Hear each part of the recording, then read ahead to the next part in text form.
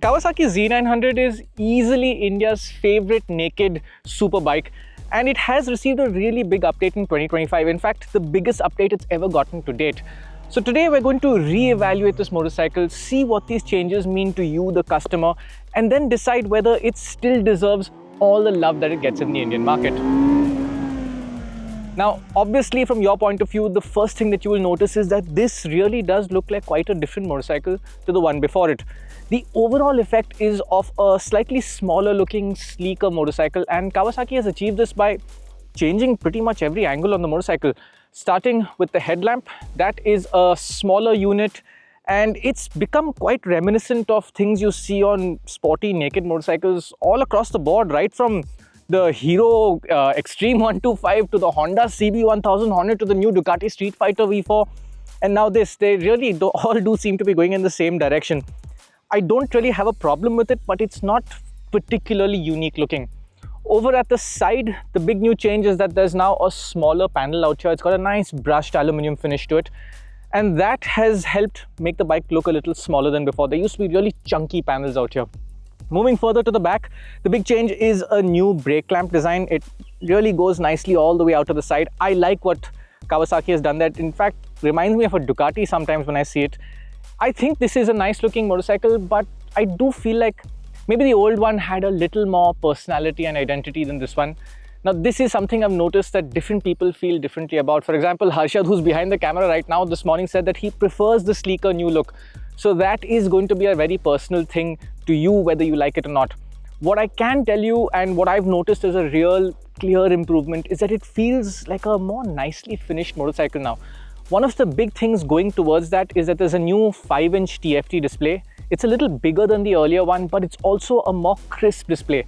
That old display, if you looked at it from the rider's point of view from here, it was fine, but if you looked up close, you would see pixelations in there. This is a much nicer display, and it doesn't have any buttons on the side. You had to kind of push them, which wasn't a very nice thing. All the controls are now on the switchgear. That adds a sense of premiumness. Then there's this that I liked, and there's also these small gloss finish panels that they put across the frame out here. Small touches, but it gives the overall look of the motorcycle just a bit more class. And like always, Kawasaki's, especially in this category and above, have been nicely finished. There's a good finish on the frame, feels like a well-made Japanese motorcycle, and there is a sense of pride in having that aspect with the bike that you own.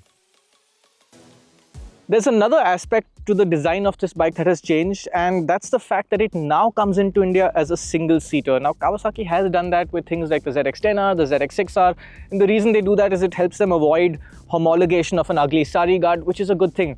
But I feel like they've made a mistake here, because the Z900 is a practical motorcycle. This is a bike that you may want to take a friend or a partner out on a pillion ride. There is no pillion foot peg here. There's no pillion foot peg hanger at all on the other side. This is a strict single-seater. Now, there is a hack. You can technically purchase a rear seat and the pillion foot pegs. It's going to cost you about 35,000 rupees. And technically, your bike is registered as a single-seater, but you can get around that. I still think that Kawasaki should not have done that on a bike like this. There's also the aspect that it kind of reduces your ability to carry luggage. Now, I wanted to ride it down to Pune for the weekend, but I didn't want to scuff up this paint, and there was no clear mounting points either. With a pillion seat, it would have been a lot easier to do that. Now, one of the things that you may not be able to see, but it's something that I immediately noticed as a change, was the riding position. It has been a few years since I last rode a Z900, but I don't remember it being sort of committed like this. This is not extreme in any way, but there is a clear lean forward to the bars, and it has given the bike a slightly more sporty sense. I also felt like I'm sitting slightly higher up, and sure enough, the seat height has gone up. It's now 830 mm. But what I noticed more is that it's a nice flat wide bar. At first, I was a little conflicted about this new riding position, because my memory of the Z900 is all about how nice and comfy it is to ride as a big sporty 4-cylinder bike, you know, in Indian cities and on Indian roads. And this definitely feels more engaging. But over the last week that I've been riding this bike, I have actually come to enjoy this riding position. It gives me more of a sense of connection with the front end. The ergos all over, be it your foot peg to seat ratio, the way your legs interact with the fuel tank, the width of the handlebar, it all just feels right. And it has made me feel just a little more connected with the bike, which I quite like. The downside to this is that the seat height has gone up. Now, Kawasaki's done that with a slightly new subframe and more seat padding. It's a more comfortable seat than before, but there's the worry about how friendly this is. For me, absolutely fine, but we will call Ashley in, who is 5'6", to show you what that's like. Now, the interesting thing here is that Ashley is definitely on his toes, right, Ashley? Yes. But you said it's not very uncomfortable. It's not at all. It feels a little manageable. It's manageable, very manageable. The interesting thing is Ashley told me this, and Harshad, who's behind the camera as well, both about a similar height. And they both said the bike feels quite light, which is strange because this is a heavy bike in its segment. But yeah, that's what it is. Thank you, Ashley. And I think Kawasaki has achieved that with clever usage of, slimming down the bike towards the center, making it a little easier to get your feet down, slimmer at the fuel tank. So maybe it's just ergonomics, but yes, it's a heavy bike, but it doesn't feel that heavy. Nevertheless, if you compare it to something like a Street Triple R, this is about 20-25 kilos heavier, so that is something you need to keep in mind. Alright, so that's the design and the ergonomics. Now let's get to the meat of this motorcycle, and that's always been its engine. The 948cc 4-cylinder engine is still the same capacity as it used to be, but there are quite a few changes happening underneath. For starters, there's a move to ride-by-wire, which brings in new features, and there's also new camshafts, new mapping. Kawasaki says they've done this to increase low-end torque, and they also quote a 16% improvement in fuel efficiency, but it still has the same numbers that it used to, which is about 125 horsepower, that is segment leading, and 98 Nm of torque, nearly 100 Nm, again, one of the best in the segment.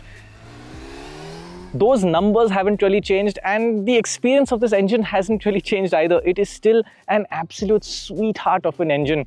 This remains the smoothest inline-4 engine that you will get at this price point. When you compare it with the Hondas, it's just silky smooth, bursts into life with a really clean sound. Let me give you a taste of that.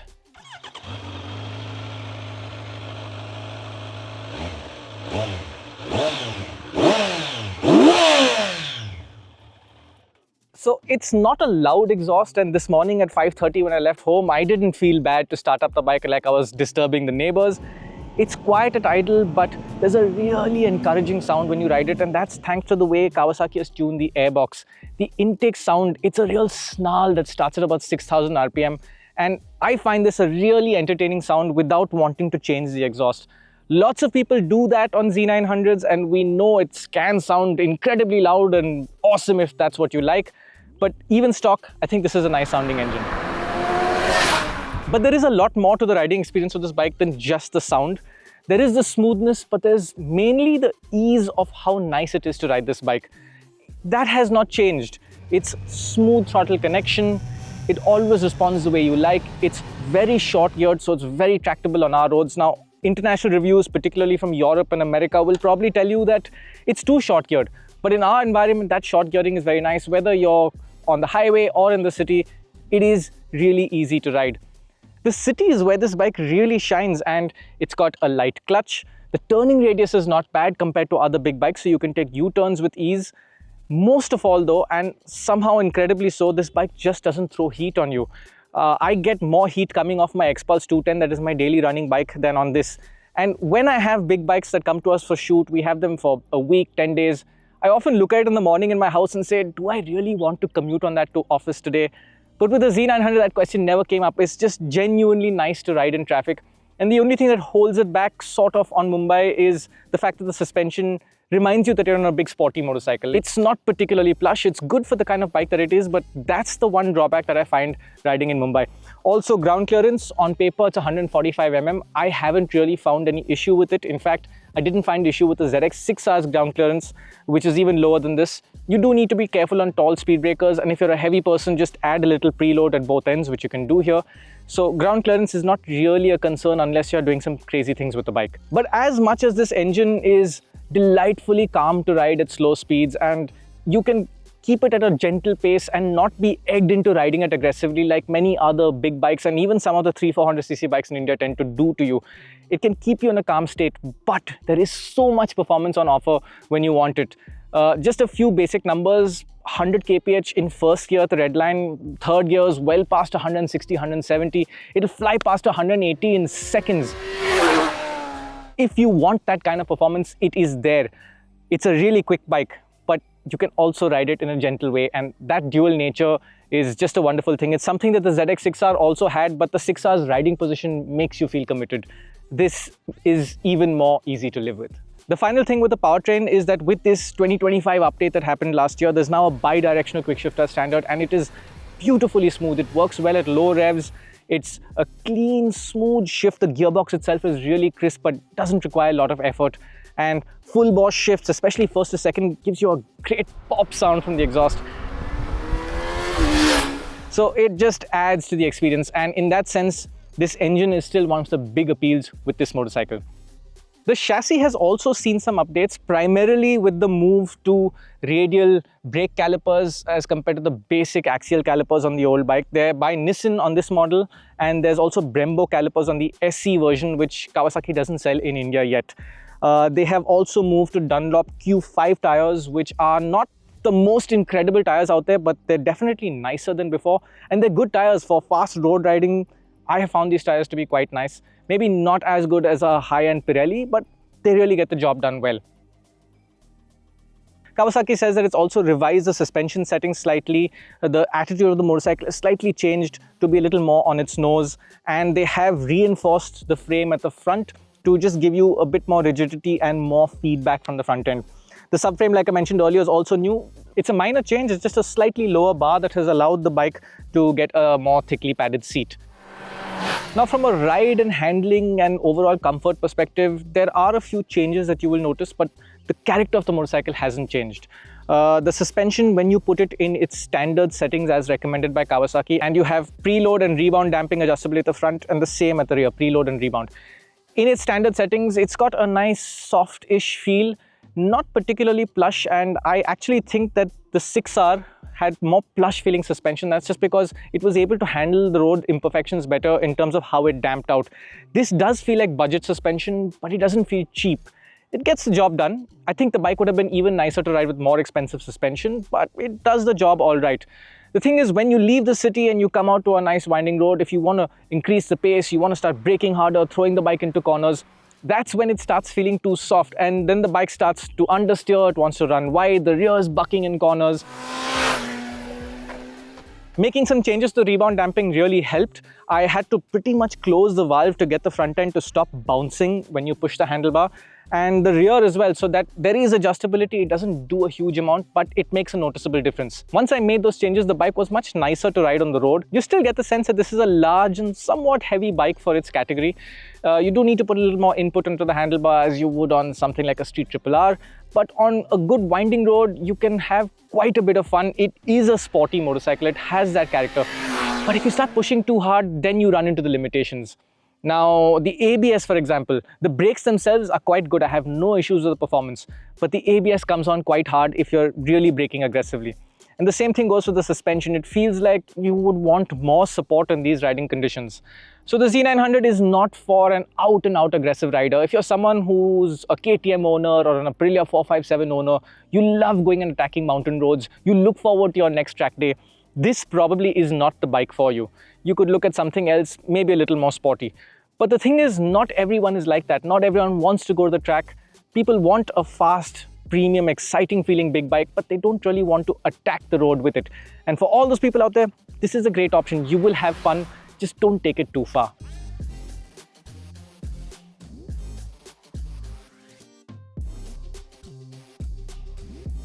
One of the things that I find has made a noticeable improvement to the handling behavior, the fun character of this motorcycle, is that Kawasaki has now given it an IMU. It's a 6-axis IMU. On their website, they claim that the ABS is now IMU aided, lean sensitive. But for me, the more impressive thing is the new traction control system. The earlier Z900 traction control was quite abrupt and it was crude in the way it cut. This one lets you keep the power going, lets the bike move around slightly, keeps the acceleration on, and it's a much more refined thing. Now, you must be wondering, why is traction control so important? It's a largely Mumbai and Maharashtra thing. We have incredibly slippery roads, and on a bike like this, you can easily spin up that tire in third gear with no effort in the dry and sixth gear in the wet. So to have a traction control system that doesn't feel crude, that lets you continue riding at the pace that you want to, is a really nice thing. And it's something I think is worth pointing out. Other additions include the fact that there's now cruise control. There are 3 riding modes as there used to be. Not a huge difference in the riding modes. Even if you put it on the low power, which they say is 75%, you won't notice that at lower speeds. It's only when you accelerate hard, it feels like the top end has been reduced. So in normal riding conditions, I was happy to keep the bike in road mode the whole time. Maybe use sport mode occasionally if the mood comes up. Never really felt the need to go to rain mode. But like I said, all three modes are fairly usable. There's just a small difference between the two. The screen also has two display modes, and I like the way that Kawasaki has set up this display. It's easy to navigate through, easy to see all the information that it has to show you, and apparently now there's even navigation assists if you connect the Kawasaki Rideology app to the motorcycle. So to sum up everything, I think that this is definitely a nicer bike than its predecessor in that it feels like a more premium experience in the finishing and in the way that it rides. It's also gotten quite a bit more expensive. It's now 9.99 lakh ex-showroom. I suppose part of that is down to the fact that GST is now 40%. All bike cycles get quite expensive, and our constantly dropping currency value also hurts on imported motorcycles like this.